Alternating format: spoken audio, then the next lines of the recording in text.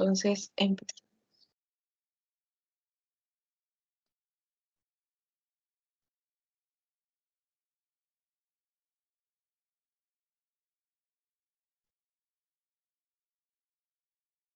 Entonces, hoy hablaremos de las dermatosis eritemato-escamosas, que son enfermedades inflamatorias, ¿verdad? Caracterizadas por eritema y escamas, ¿verdad? Entonces, vamos a hablar primero de la psoriasis, que es una enfermedad inflamatoria que no solo acomete la piel, ¿verdad? Es una enfermedad cutáneo articular, o sea que puede cometer las articulaciones, ¿sí? Es crónica y recurrente, que es lo que nos hace el diagnóstico diferencial con otras enfermedades, ¿verdad?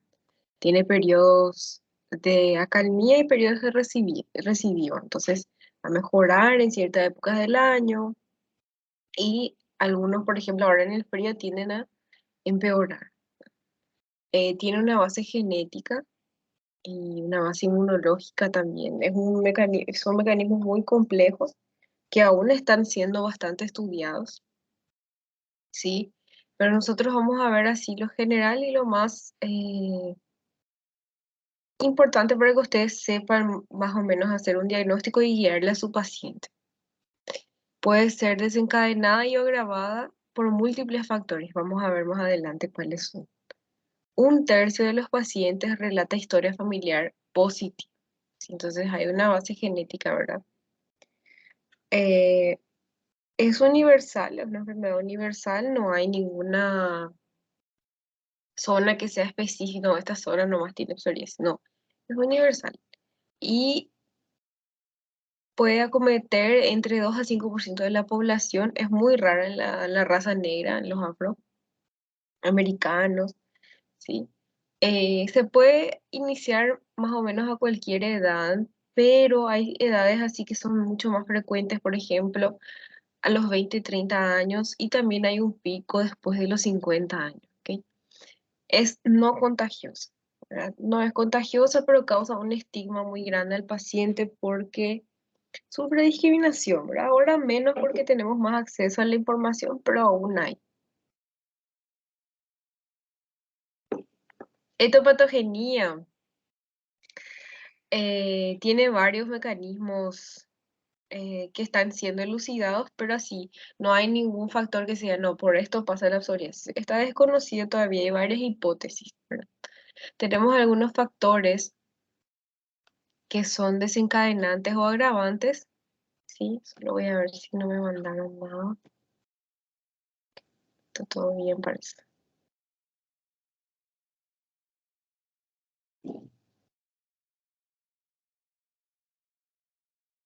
Ok. Bueno, continuando. Entonces, que tiene factores agravantes y desencadenantes que serían trauma físico-químico, ¿sí? Por ejemplo, la fricción en los pañales de los lactantes, de los niños, ropa muy ajustada, laceraciones, incisiones quirúrgicas, ¿verdad? Escoriaciones, piercings, tatuajes. Estos traumas pueden desencadenar un fenómeno de Kebner, o sea que en esa lesión puede salir una placa de psoriasis y eso puede indicar o que la psoriasis está activa o que se va a desencadenar a una temprana edad. Infecciones bacterianas. Más del 60% de los casos en niños se asocian con una infección, una faringitis estreptocócica. Principalmente sale la psoriasis gutata, que vamos a ver más adelante, suele estar relacionada con esta faringitis, ¿verdad? Infecciones micóticas, Candida albicans en los pliegues, malacesia en el cuero cabelludo. Estos agravan la psoriasis. O sea que el paciente tiene y se queda más grave por estas infecciones, ¿sí? Infecciones virales, quien tiene HIV puede manifestar psoriasis y, o si ya tenía psoriasis antes de infectarse y se infecta con el HIV, puede tener un agravamiento bastante extenso de la psoriasis, ¿ok? Quien toma también, quien es etilista, tabagista, tiene una psoriasis muy difícil de controlar, entonces hay que avisarle al paciente sobre eso, ¿verdad? Hay que orientarle. Medicamentos. Corticoide sistémico está contraindicado porque es una enfermedad crónica. Y el paciente va a tomar y como es inflamatoria va a mejorar, ¿verdad? Entonces el paciente se va a acostumbrar con ese remedio, va a querer tomar a largo plazo y nosotros sabemos que los corticoides tienen efectos colaterales, ¿verdad? Pueden llegar a causar alteraciones metabólicas, diabetes, presión alta, hipocalcemia, entre otras, ¿verdad? Entonces no recomendamos el uso de corticoides, ¿sí? Y cuando el paciente suspende de forma brusca puede tener un efecto rebote. La cloroquina también puede exacerbar o empeorar la psoriasis, hidroxicloroquina, AINES, el litio que se utiliza en algunos trastornos del humor, terbinafina, interferón, beta bloqueadores, que es muy común en quien tienen presión alta, y ECAs también pueden empeorar las lesiones de psoriasis. Entonces, si tenemos un paciente que toma uno de estos, podemos cambiar. Por ejemplo, si es un hipertenso que tiene IECA, está usando IECA, y vemos que su lesión está difícil de controlar, podemos cambiar, por ejemplo, por un valsartán, ¿verdad? Mi familia de los sartán, o los sartán.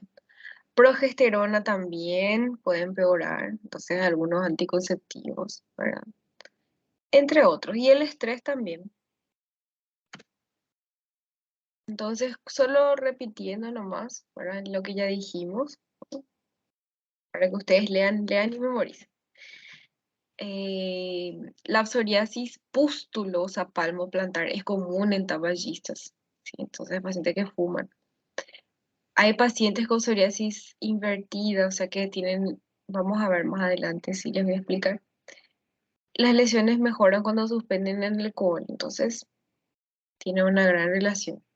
En la mayoría de las gestantes, la psoriasis mejora durante el embarazo, pero cuando termina el embarazo puede tener un agravamiento del cuadro. Acá ya dijimos que la psoriasis tiene el fenómeno de Koebner, que es cuando el paciente sufre alguna lesión, algún tatuaje, alguna incisión quirúrgica, alguna escoriación, trauma, puede tener lesiones de psoriasis en ese lugar, de 7 a 14 días más o menos empieza a salir. Sí, esto indica o que tiene la enfermedad activa y, o que va a recidivar después del tratamiento o que va a tener temprano la psoriasis, ¿verdad? Entonces acá solo repitiendo nomás. Comorbilidades asociadas a la psoriasis. La psoriasis, como les dije, no es solo una placa en la piel, tiene varias otras implicaciones, ¿verdad? Puede acometer las articulaciones y también tiene una gran relación, y eso está demostrado en varios artículos que ustedes pueden encontrar en las páginas, ¿verdad? Que incrementa la mortalidad cardiovascular, ¿sí? Entonces, la psoriasis, junto con la obesidad y el síndrome metabólico, contribuyen para la inflamación sistémica, o sea que son factores proaterógenos. O sea, ¿qué quiere decir proaterógenos, profesora? Que van a contribuir para la formación de placas de ateroma, ¿sí? Entonces, eso va a causarnos un aumento del riesgo de sufrir eventos cardiovasculares, o sea, infarto del miocardio. Entonces, psoriasis no es solo una enfermedad de la piel, no es solo una plaquita que yo voy a tratar con corticoide. Hay que orientarle al paciente sobre su estilo de vida, sobre sus hábitos. ¿Ok? Histología. La psoriasis tiene un hito histopatológico súper característico, que es un aumento de de las cristas de la dermis, están alargadas, a veces se fusionan, hay una dilatación capilar, ¿sí? Que eso va a causar el signo de Auschwitz que vamos a ver en el examen físico. Y hay un epitelio hiperactivo, ¿verdad? No sé si ustedes se acuerdan de la primera clase. Nosotros dijimos que hay un tiempo en que la célula basal va a subir a la epidermis, va a subir a la camada córnea, ¿verdad? Hay un tiempo. En la psoriasis eso está aumentado 10 veces casi, ¿sí? En 4 días la célula basal ya está en la camada córnea y a veces hay células con núcleo en la camada córnea. Ustedes se acuerdan que a medida que la célula va subiendo, ella va perdiendo su núcleo, ¿verdad? Entonces, en una persona con psoriasis podemos ver células con núcleo de la camada basal en la camada córnea. Ese se llama acantosis. Entonces, acá tenemos una imagen del anátomo patológico, ¿sí? Las cristas súper alargadas, miren hasta dónde está llegando esto. Vasos capilares dilatados, ¿sí? Un infiltrado, esto es infiltrado de células inflamatorias, eosinófilos y neutrófilos, ¿sí? Neutrófilos principalmente. Y estos van a causar microabscesos de Munro, que son un agrupamiento de neutrófilos en la dermis, ¿sí? Entonces acá tenemos una imagen de una piel normal y acá una psoriasis, ¿verdad? Entonces aumentan las cristas, opa, aumentan las cristas, hay vasodilatación, no se muestra acá la vasodilatación. Y las placas, ¿verdad? Las escamas.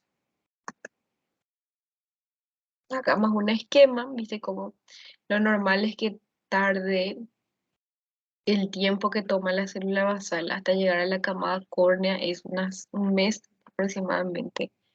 En una piel con psoriasis puede tardar 3 a 4 días, ¿sí? Y acá tenemos algunos eventos que pueden causar, pero como les dije, nosotros tenemos toda la parte de la cascada de la inmunidad envuelta, ¿verdad?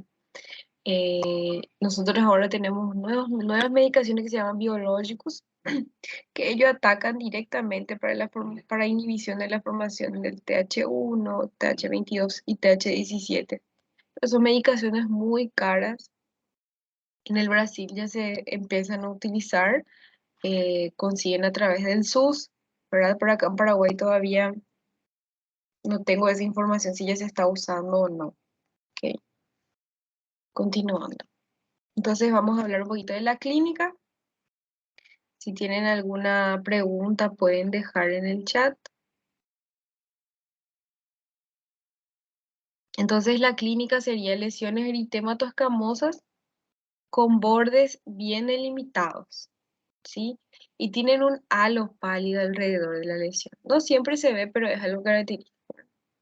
Pueden tener diversos tamaños, afecta a los miembros, principalmente la región extensora de los miembros, la zona lumbar, el tronco y el cuero cabelludo. Suele ser asintomática, así que el paciente no se queja, no se suele quejar de que le pica ni nada. Puede ser un desconfortante, un poquillo así incómodo, pero no suele tener dolor ni nada de eso en la placa. Es más estigmatizante la parte emocional que sintomática. ¿Ok? Patrones clínicos de presentación. Entonces vamos a ver cuáles son las clasificaciones, cómo se puede presentar. Tenemos una forma más común, que sería la psoriasis vulgar o en placa, que es la forma más frecuente. Suele afectar los miembros, ¿sí? En una región de extensión. Por ejemplo, acá tenemos en el codo, ¿no? Una placa eritemato escamosa bien delimitada. Eso es la psoriasis en placa o vulgar. Tenemos más imágenes, ¿sí? En una psoriasis vulgar son placas crónicas. Es muy característico, gente, que acometa el codo. Y como tenemos una piel más gruesa ahí, tenemos que asociar queratolíticos. ¿Qué serían queratolíticos? Algo que haga una exfoliación, ¿verdad? Tipo ácido salicílico con un corticoide top. Y acá también tenemos casi toda la región extensora y flexora. Acá solo les puse esta imagen sacada de un libro para que ustedes vean que hay un halo alrededor de las lesiones, ¿sí? Eso se llama halo Gibboronofi. Es un halo así, tipo un signo de la psoriasis, pero no siempre vamos a encontrar en la práctica, ¿sí? Acá tenemos otra placa. En el cuero cabelludo es muy común, también es psoriasis en placa crónica o vulgar, ¿no? En la región occipital principalmente vemos escamas bien gruesas y un eritema bien intenso, ¿verdad? Entonces acá tenemos en el codo, perdón, la rodilla, en las manos, los glúteos. Tenemos otra que es la psoriasis en gotas, que es la psoriasis gutata, que suele aparecer después de una infección faringoamidalítica por un estreptococo, ¿sí? Predomina en el tronco y en las extremidades. Gutata, en forma de gota, ¿verdad? Taquitas chiquititas, diseminada. Acá tenemos más. Psoriasis eritrodérmica. O sea que va a haber una eritrodermia. No sé si ustedes se acuerdan de la clase de farmacodermias, pero cuando tenemos una eritrodermia quiere decir que hay un eritema generalizado mayor al 90%, ¿verdad? Acometiendo más del 90% de la superficie corporal. Puede haber alteraciones hidroelectrolíticas y termorreguladoras, entonces hay que internar al paciente. Entonces acá casi acometiendo casi toda su superficie corporal. La psoriasis puede causar eritrodermia, las farmacodermias pueden causar eritrodermia, la dermatitis atópica también. Entonces a veces nos cuesta, si el paciente tenía ya historia de psoriasis, vamos a saber que es una psoriasis eritrodérmica. Pero si el paciente no tiene historia, no te dice que no tenía ninguna enfermedad, hay que biopsiar para determinar quién causó la eritrodermia, ¿verdad? La psoriasis pustulosa serían pústulas, una forma bien rara de psoriasis, ¿sí? En forma de pústulas generalmente palmas y plantas, ¿verdad? Pero puede también ser generalizada o localizada. Acá creo que les voy a mostrar, acá tenemos una pustulosa, una pústula de la palma y planta. Esta sería la psoriasis invertida, ¿sí? Cuando acomete la región inframamaria, la región axilar, la región de la vigilia, ¿sí? Entonces, acá tenemos un esquema con todos los patrones de presentación en placas, en gota, tulosa, eritrodérmica, invertida y, no menos importante, psoriasis ungueal. Si ustedes ven en la literatura van a encontrar que la mayoría de los pacientes que tienen psoriasis ungueal, que sería, vamos a ver acá, tiene unas lesiones características, son los pitings, ¿verdad? Que serían estas depresiones puntiformes en la uña, que se llama pitting, ¿verdad? Y es parece que alguien clavó así con un clavo y hizo esas marcas, ¿sí? Y quien tiene psoriasis ungueal es muy común que en el futuro llegue a desenvolver psoriasis artropática, o sea que empieza a cometer sus articulaciones. Generalmente la artritis de la psoriasis suele ser monoarticular, o sea que afecta una articulación, oligoarticular, y son alteraciones, por ejemplo, de las manos, el puño, ¿ok? Y tiene sus criterios diagnósticos, ahora no voy a entrar mucho en detalle, pero ustedes tienen que saber que quien tiene lesión ungueal puede tener lesión articular, entonces siempre estar preguntándole al paciente si le duele su articulación, ¿verdad? Si cuando se levanta, cuando empieza a hacer movimientos en las manos, no tiene dolor, porque puede ser una manifestación de la psoriasis ya en esa articulación y eso causa deformidades. Con el tiempo eso puede causar deformidad en la articulación.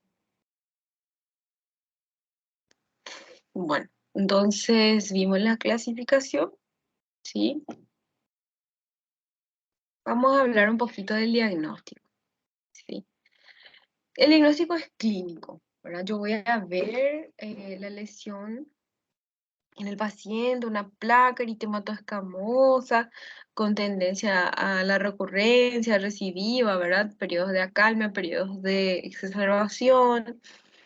Voy a ver la edad del paciente porque vimos que tiene dos picos, ¿verdad? Y generalmente con eso ya conseguimos hacer el diagnóstico. Pero cuando no se consigue, hay un signo clínico que les voy a compartir acá con ustedes, que se llama el...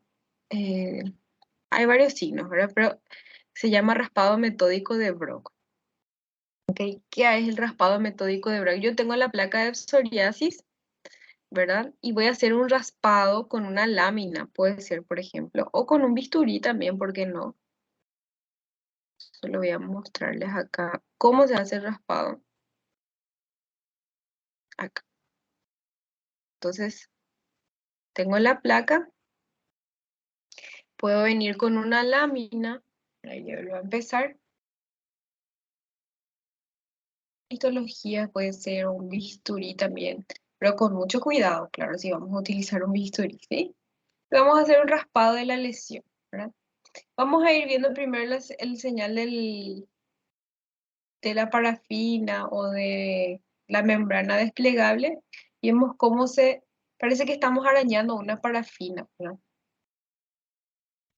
Eso es característico, esas membranas blanquecinas que van saliendo, característico de la psoriasis, esas escamas plateadas. Vamos a ver que estos señales tienen varios nombres, pero en sí uno es la membrana desplegable y ahora empieza a despegarse y podemos ver,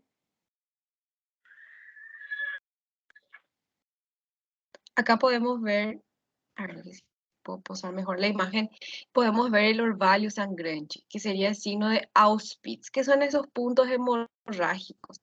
¿Por qué hay puntos hemorrágicos en la lesión? Ustedes se acuerdan que yo le hablé que en la histología puede haber vasodilatación capilar, o sea, hay vasodilatación capilar en la psoriasis. Entonces, viste que hacemos un raspado, sacamos la epidermis, rápido vamos a ver la vasodilatación capilar que está en la dermis. Entonces, primero signo de la vela, porque parece que yo estoy raspando una vela, ¿verdad? Parece que estoy raspando una parafina. Segundo signo de la membrana despegable, que es cuando yo voy sacando pedazos de escamas. Y tercero signo de Auspitz, que es el que más menciona en los exámenes, lo que más suele caer, que es el orvalio sangrenchi o rocío sangrante en español. Estos son signos característicos que nos ayudan a hacer el diagnóstico de la psoriasis y claro que no siempre hacemos en el consultorio, ¿verdad? Para no incomodar al paciente, pero si tenemos mucha duda diagnóstica, podemos hacer una biopsia también.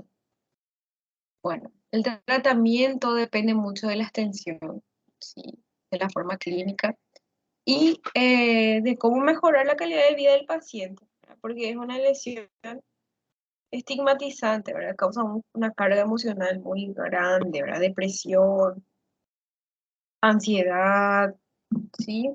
Entonces, la mayoría de las enfermedades dermatológicas causan ese efecto, ese impacto en la vida emocional.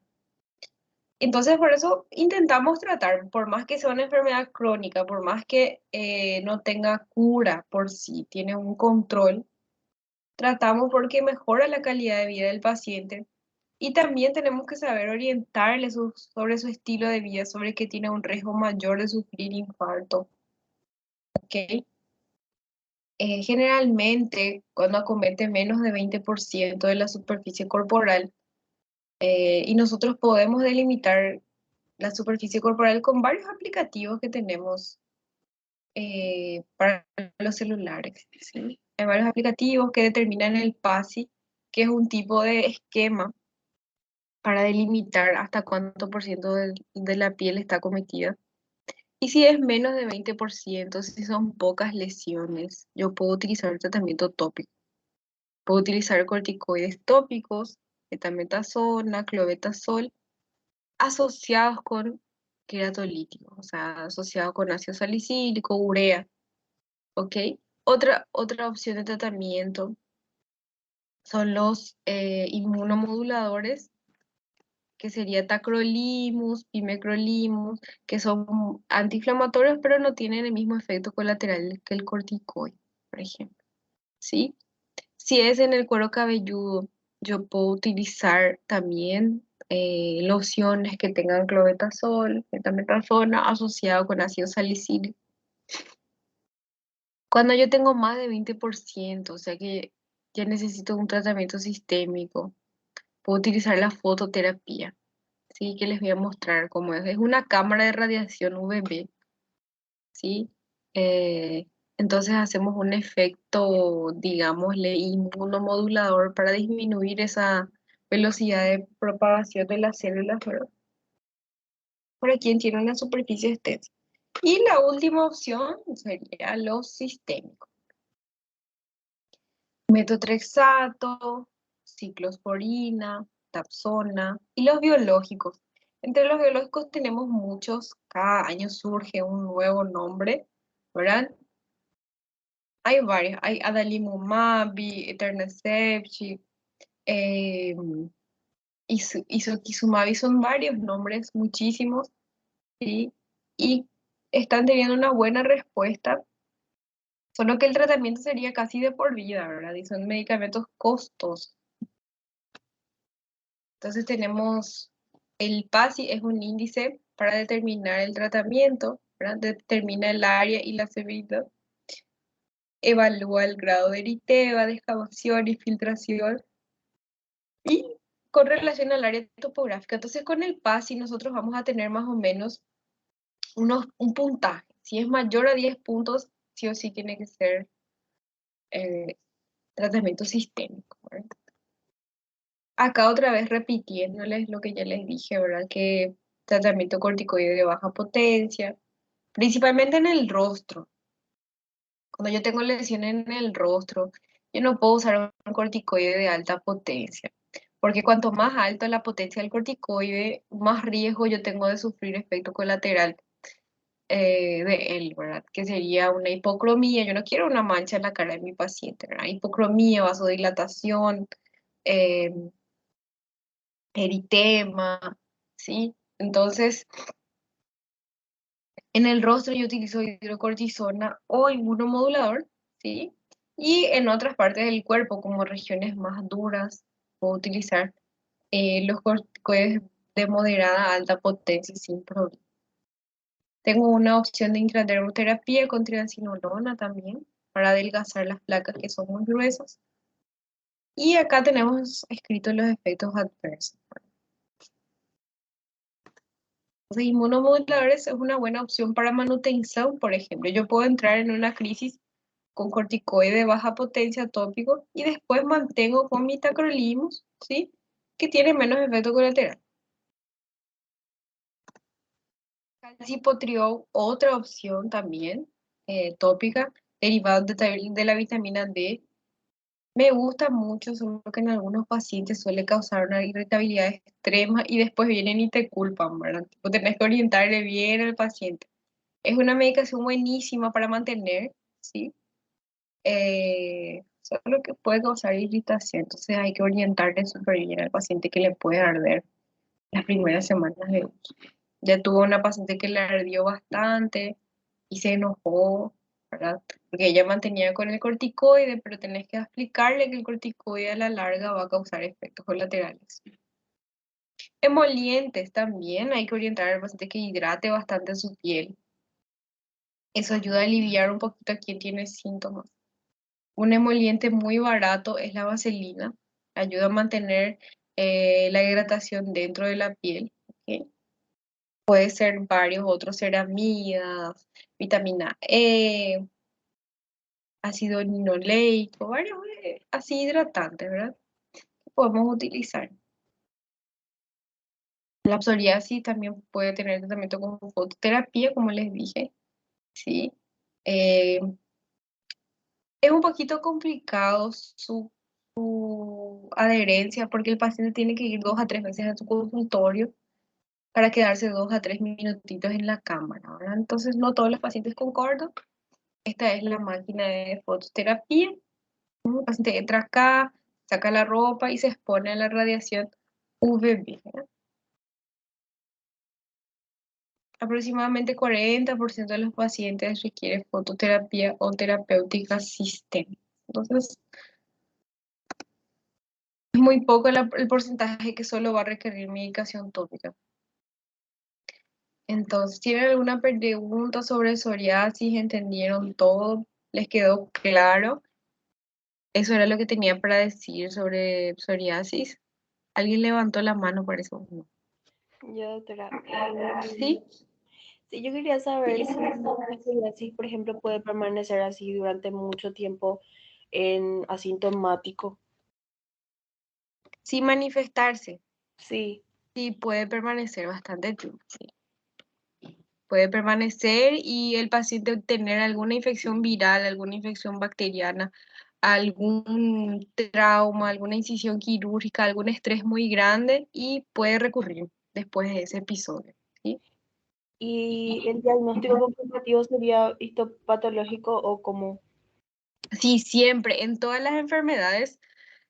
Claro que nosotros por la clínica ya tenemos una idea de qué sería, ¿verdad? La mayoría de las veces por la clínica nosotros ya hacemos diagnóstico, pero cuando tenemos enfermedades que van a ser crónicas y que a veces el paciente va a necesitar utilizar tratamiento sistémico, lo mejor que podemos hacer es biopsiar, porque ahí tenemos un papel que te confirma, ¿verdad? Inclusive en caso de tu defensa, ¿verdad? Por si algún día el paciente decide procesar o algo por el estilo, que es muy común hoy en día. Vos tenés confirmado eso en el papel de que realmente se trata de una psoriasis. Más todavía que es un diagnóstico que tiene un estigma, ¿verdad? Que causa el paciente, ¿verdad? El paciente se queda, no es una noticia tan linda para él, ¿verdad? Entonces sería bueno, sería lo ideal siempre hacer biopsia, ¿verdad? Como vemos en nuestro medio, más todavía en los hospitales públicos, no siempre es posible, pero lo ideal sería hacer para confirmar. Doctora, ¿y con qué otra entidad podríamos confundir las psoriasis, por ejemplo, así La- clínicamente? Se puede confundir con dermatitis seborreica en el cuero cabelludo, son muy, muy similares. Solo que la dermatitis seborreica no suele causar esas placas corporales, ¿verdad? Que causan la psoriasis. Se puede confundir con tiña si tenemos pocas lesiones y pocas escamas. En la psoriasis invertida se puede confundir con una candidiasis, ¿verdad? Como vimos, no sé si se acuerdan en la clase de micosis superficial. Se Sí. puede confundir con una candidiasis. Inclusive la candidiasis empeora la lesión de la psoriasis invertida. Entonces hay varios diagnósticos diferenciales. Se puede confundir también, que vamos a ver más adelante, que es la pitiriasis rosea, pitiriasis rosada. También se puede confundir, solo que la pitiriasis rosada es autolimitada, ¿verdad? Vos tenés la infección, te cura la infección y ya se desaparece. Pero la psoriasis no. Tiene esa historia que es tan recurrente y es un poquito resistente al tratamiento también. Gracias. Nada.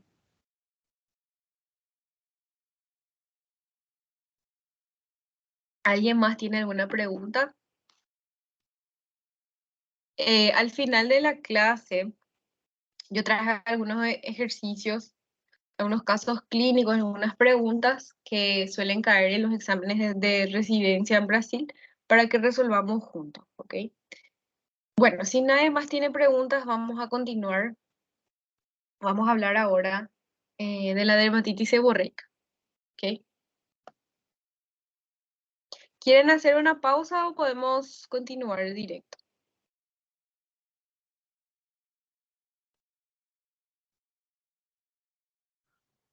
Direto, profe. Bueno, entonces vamos a continuar directo.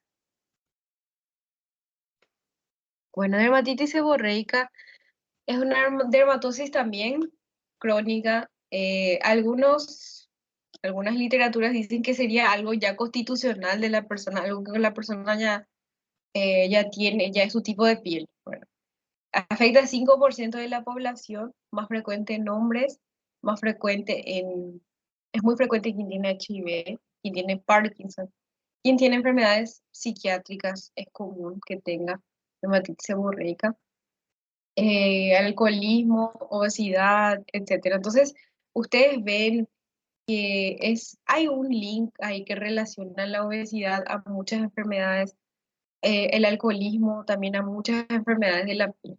Entonces, sería algo bueno siempre orientar a la población sobre esa cuestión, aunque sea algo muy difícil porque ya es algo cultural, ¿verdad? La bebida, pero hay que orientarle que probablemente esa bebida va a exacerbar su patología cutánea. Etiopatogenia, causa desconocida también, no tenemos algo así que nos diga 100% este es la agente causal de la dermatitis seborreica. hay una predisposición familiar muy grande, si el papá, la mamá, familia del papá tuvo. Malacesia furfur, que se acuerdan que es un tipo de hongo que es que vive en nuestro cuero cabelludo y regiones seborreicas. No sé si ustedes se acuerdan de micosis superficiales, que la malacesia le encantaba lugares que producían sebo, ¿verdad? Que la glándula sebácea era activa. Entonces la malacesia furfur está implicada cuando hay un exceso de malacesia, ¿sí? Por eso nosotros le decimos al paciente que tiene cabello oleoso que hay que lavar el cabello todos los días. Es un mito de que no se tiene que lavar el cabello todos los días. Al contrario, si uno no se lava, y veo a veces pacientes que se lavan el cabello una vez a la semana, eso no está bien, porque ahí hay un crecimiento de la microbiota desequilibrado. Ahora va a haber un exceso de malacesia y si el paciente tiene dermatitis seborreica, ahí va a empeorar la caída del cabello, va a empeorar su dermatitis seborreica y es algo inflamatorio, entonces puede causar caída del cabello. El calor o el frío puede empeorar la dermatitis seborreica. Hay pacientes que en el frío está lleno de escamas, hay pacientes que en el calor varía mucho de persona a persona. Pero ¿qué pasa en el frío en sí? En el frío nosotros no tomamos un baño muy quente, ¿sí? Entonces nos bañamos con agua súper caliente. Eso ya saca toda la camada protectora de nuestra piel, la camada de lipillos, ¿se acuerdan que les dije? Entonces la piel se queda súper seca, deshidratada, y cuando la piel está seca, pica, ¿sí? Entonces eso puede causar una exacerbación de la dermatitis seborreica. La tensión emocional. Hay pacientes que frente a un examen, frente al fallecimiento de un ser querido, frente a la pérdida de alguien, ¿verdad?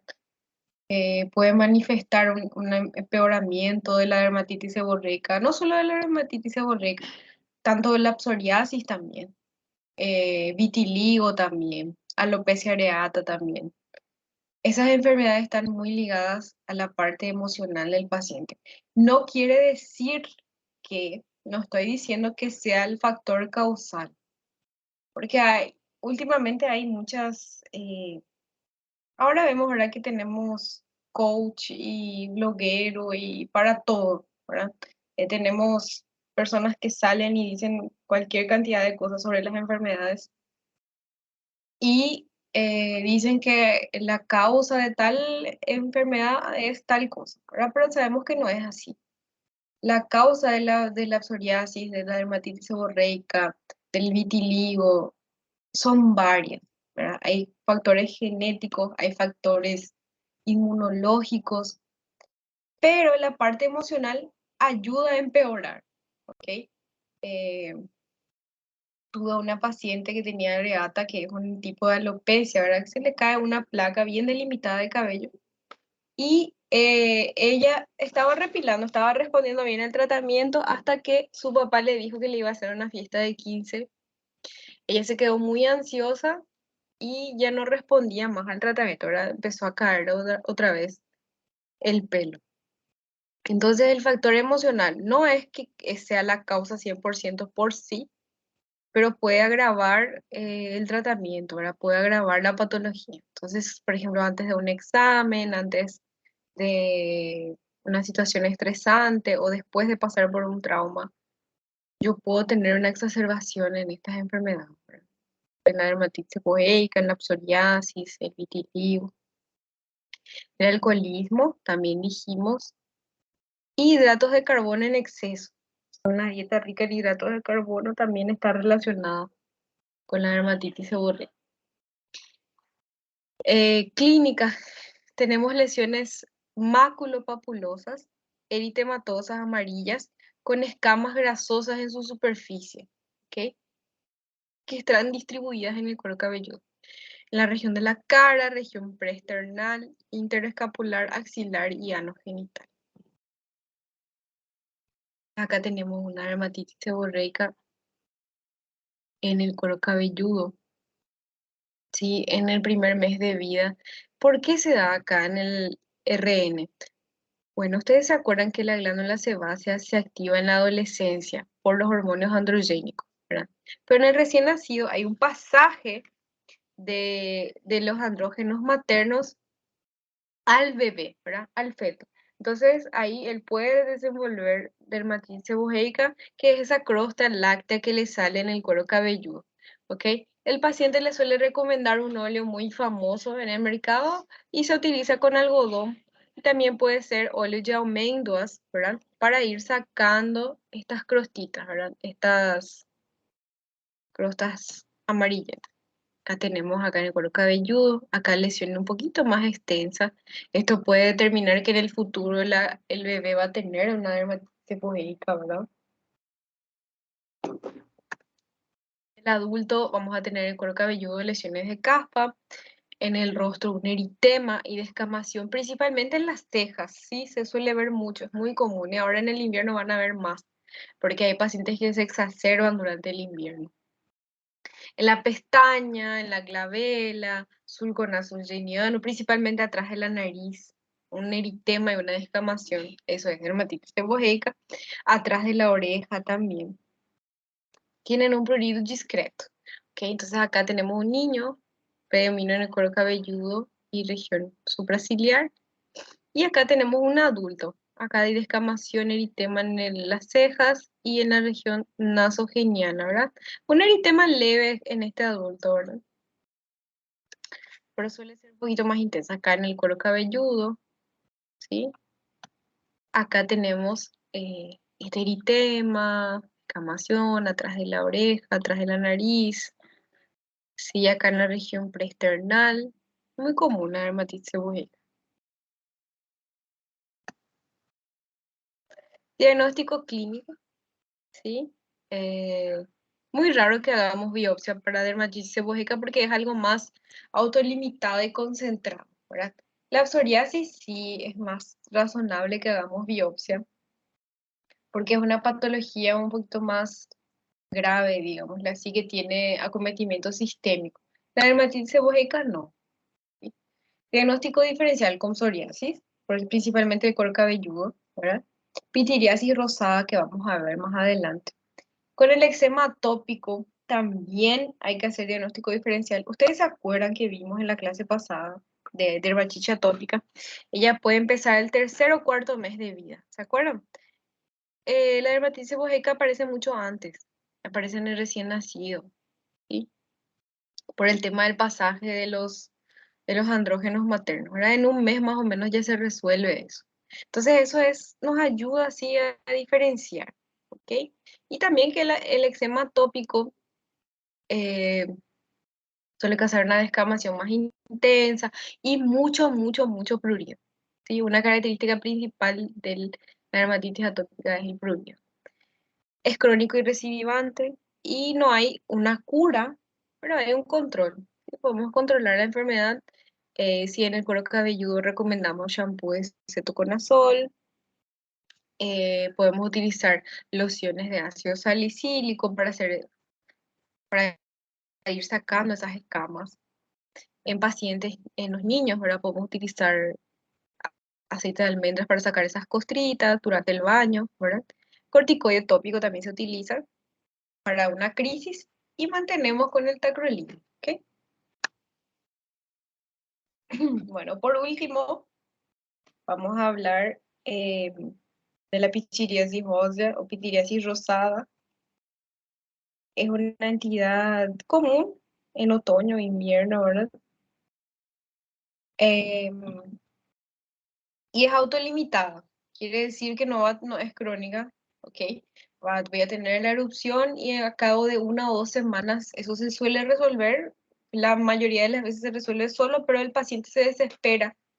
eh, y entonces le tratamos de alguna u otra manera, ¿ok? Es universal, más común en mujeres jóvenes, época de primavera y otoño.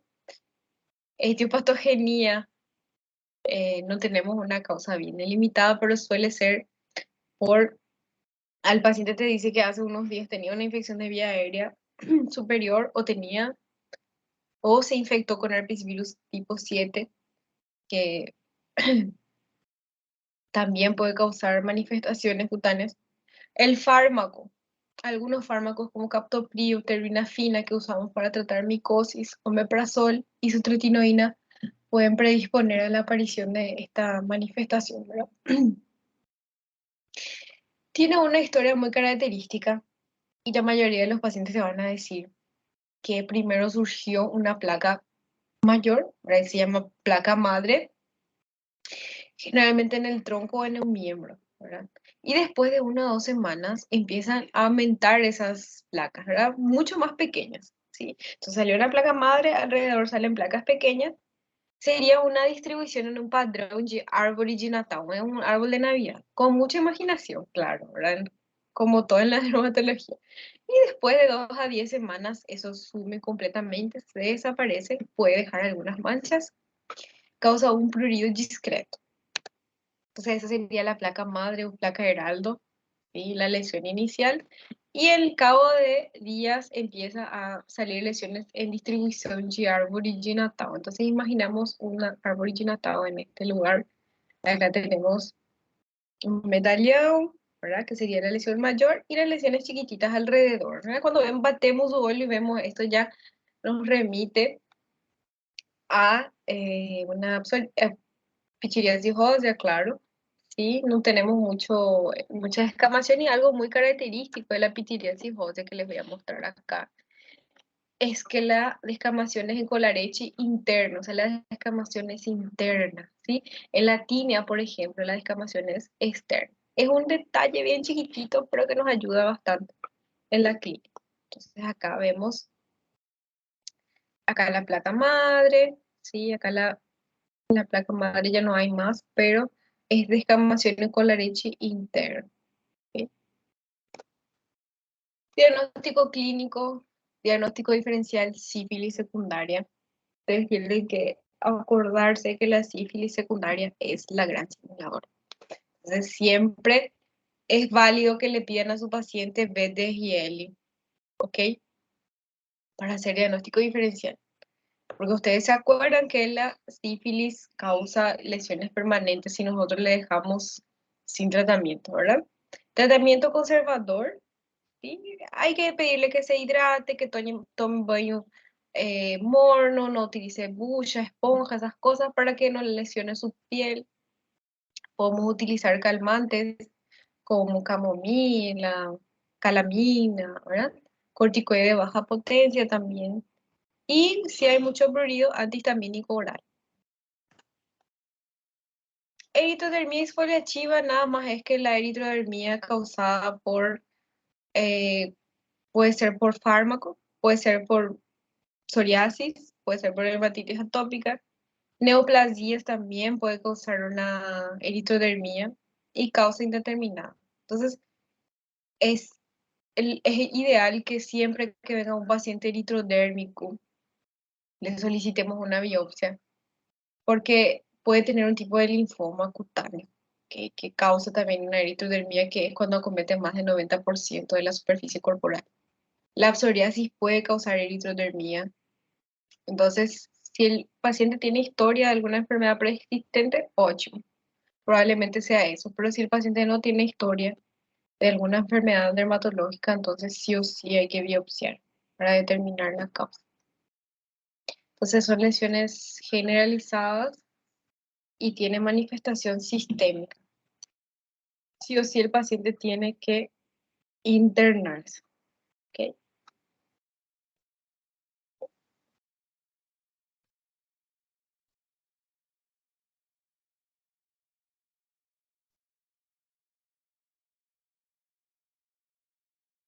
Entonces, tratamiento hay que tratar la causa. Si el paciente tiene psoriasis, tratamos la psoriasis. Si el paciente tiene dermatitis atópica, tratamos la dermatitis atópica. Bueno, gente, entonces esta era la clase y ahora quería hacer unos ejercicios con ustedes para que vea cómo va a caer en el examen, ¿sí? Y cómo cae en el examen en el futuro, ¿verdad? Que ustedes van a rendir, ya sea la CONAREN, ya sea la residencia, ya sea el revalida, entonces tienen que saber rendir. Cuantos más ejercicios hagan, mejor. Entonces, Atentos ahí que voy a preguntarle a quien esté, al que vea su nombre primero, le voy a preguntar cuál es la respuesta. Entonces, mujer, 45 años de edad, tiene hace 8 años que tiene lesiones eritematoescamativas, bien delimitadas, con un eritema vivo, o sea que bien enrojecida y con escamas plateadas en su superficie. En el cuero cabelludo, dice, en la región sacral, cotovelo y yuello, opa, región extensora, ¿sí? Signo de la vela y del orvalio sangranchi, que sería el Auspitz positivo. Tiene historia de monoartritis, de articulación interfalangeana proximal tercer quirodactilo directo. O sea, bueno, les voy a decir, bueno, es una artritis monoarticular, ¿verdad? ¿Cuál sería mi diagnóstico? ¿Alguien sabe cuál sería la respuesta? A ver, un poco parece que alguien respondió. Letra Así, B. psoriasis. Letra. A ver, ¿qué más dijeron? Creo que es psoriasis. Es psoriasis, muy bien, muy bien. Bueno, supongamos que yo todavía no estudié psoriasis, ¿verdad? Vamos a ver las alternativas una por una. ¿Ok? Letra A, lupus eritematoso cutáneo crónico. O sea, ustedes se acuerdan muy bien, no sé si se acuerdan, ¿verdad? Pero nosotros hablamos de lupus. Las lesiones suelen ser en el rostro, ¿sí? Y suelen ser fotosensibles. O sea que si él quería que vos marques lupus, te iba a decir que cuando sale al sol tiene fotosensibilidad y positiva. ¿Verdad? Acá no me mencionó nada de fotosensibilidad.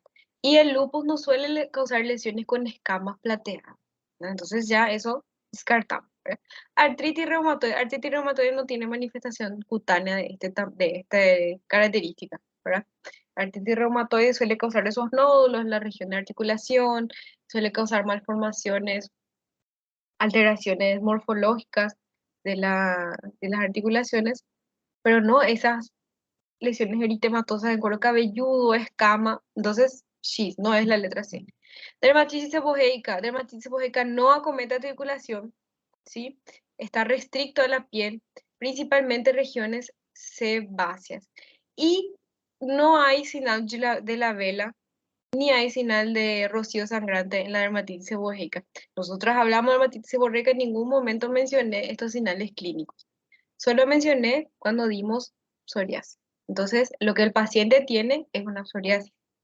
Esta pregunta fue en la Facultad de Medicina de USP, un examen de residencia en el 2020, bastante reciente, gente. Entonces, si ustedes saben la parte clínica general de la psoriasis, iban a saber responder, ¿verdad? Entonces, tranquilo.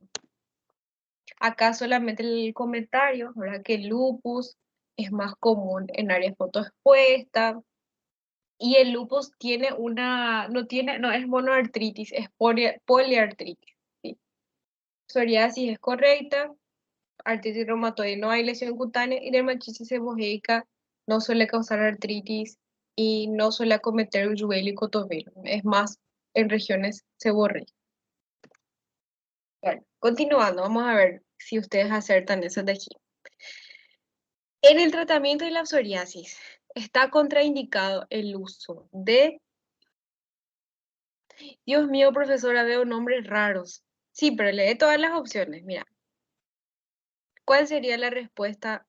¿Cuál sería contraindicado en el tratamiento de la psoriasis? Yo le dije en el inicio de la clase, ¿se acuerdan? ¿Alguien sabe?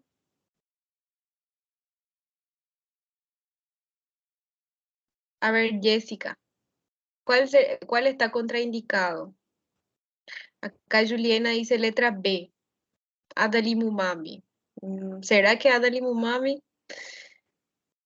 ¿Alguien más tiene alguna sugerencia de cuál sería la correcta? ¿Qué está contraindicado en el tratamiento de la psoriasis? A ver si alguien responde. La A. Ok. Bueno, gente. Supongámosle que yo no entiendo qué son estas medicaciones. Ok. Supongamos, yo no sé qué son estas medicaciones, pero él quiere saber qué está contraindicado. Ustedes se acuerdan que la psoriasis es una enfermedad crónica.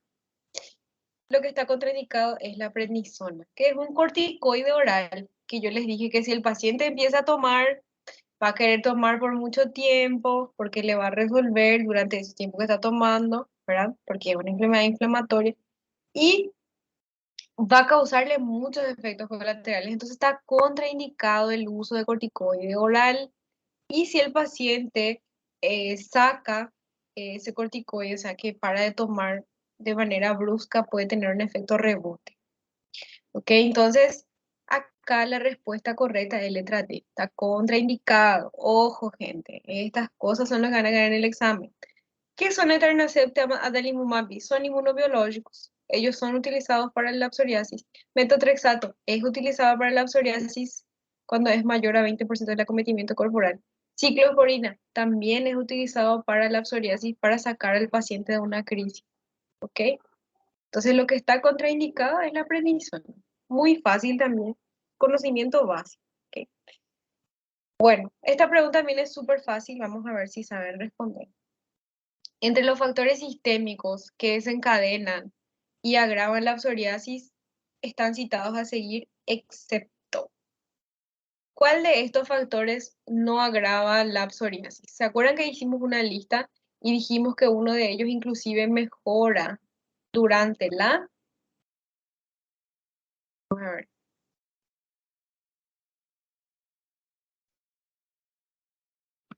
¿Alguna idea? ¿No? Bueno, la psoriasis mejora durante la gestación. Entonces, durante la gravidez, a ver un poco si respondieron. Súper bien, letra C. Entonces, eh, excepto, entonces no hace parte de los exacerbadores la gestación. Algunas personas tienen una mejora durante el embarazo. Acá tenemos un caso de un hombre de 21 años con diagnóstico de psoriasis leve. Presentó una amigdalitis purulenta. Entonces le dieron un corticoide, amoxicilina y diclofenac, ¿verdad? Después de 2 semanas empeoró el cuadro cutáneo. Híjole, empeoró. Y acá dice que las lesiones acometieron más del 90% de la superficie corporal. ¿Se acuerdan que cuando algo acometía más del 90% de la superficie era? Vamos a ver las opciones. Síndrome de Steven Johnson. No es, porque si ustedes se acuerdan de la clase de fármaco, era hasta 10% de la superficie cutánea. Entonces, no es. Eritrodermia exfoliativa, por exacerbación de la psoriasis. ¿Qué dicen? Esta es la respuesta correcta porque eritrodermia es mayor a 90% de la superficie corporal, que es lo que nuestro paciente en la pregunta. Síndrome de la piel escaldada por toxina bacteriana. No sé si ustedes se acuerdan de esa parte, pero nosotros vimos en infecciones bacterianas. Y también no acometía el 90% de la superficie y causaba bollas, causaba ampollas. Él no mencionó eso en nuestro caso. Necrólisis epidérmica tóxica. También dimos en farmacodermia, ¿sí? Y acomete solo 30% de la superficie cutánea. Entonces, la letra B es la correcta. Entonces, acá tenemos un último caso clínico. Dice, la psoriasis es una dermatosis crónica que causa lesiones eritemato-escamosas. Puede ocurrir en cualquier edad o sexo. Sí, súper bien. En este sentido, y te pregunta, ay, Dios mío, profesora, ya vi cosas de cromosoma genética, yo no sé, no estudié, no, tranquilo, vamos a leer el enunciado. Bueno, dice que hay un gen implicado que fue designado PSORS1. La enfermedad no presenta fenómeno isomórfico de Kepler. Ese ya está errado, ¿verdad? Equivocado, porque nosotros vimos que el fenómeno de Kepler hace parte de la psoriasis.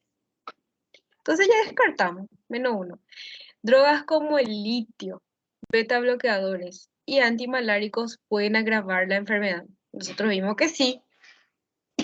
Y el uso o interrupción, perdón, gente, de un ratito.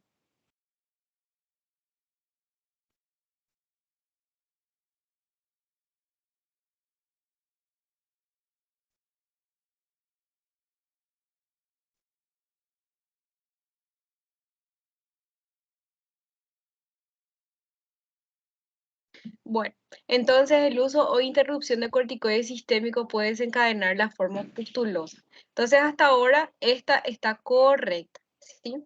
Es una enfermedad mediada por células T de memoria y no afecta a región de Dobras. Nosotros vimos que existe la psoriasis invertida. Entonces esto ya descartamos.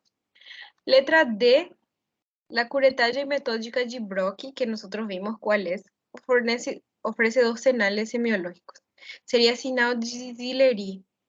Yo les dije Sinaud-Zilleri en la psoriasis. No. Nosotros vimos Sinaud-Zilleri en la pitiriasis versicolor. No sé si ustedes se van a acordar, pero no es de la psoriasis. Orvalio sangrante sí es, pero entonces la opción ya queda errada. La correcta es la letra B. Entonces así, gente, va a hacer el examen muy tipo, es conocimiento básico de las manifestaciones clínicas. No les voy a cobrar mucho medicación ni dosis en esta parte porque es más, ya es más del profesional, ¿verdad? Del especialista que va a tratar estas enfermedades. Espero que hayan entendido bien, espero que estudien, ya falta poco para el examen, ¿verdad? Unas semanas. Entonces estudien, prepárense y va a tener más o menos unas 15 preguntas el examen, la mayoría de múltiple school, ¿verdad? Si no tienen más otra pregunta, entonces, ¿hay alguna Profesor, pregunta?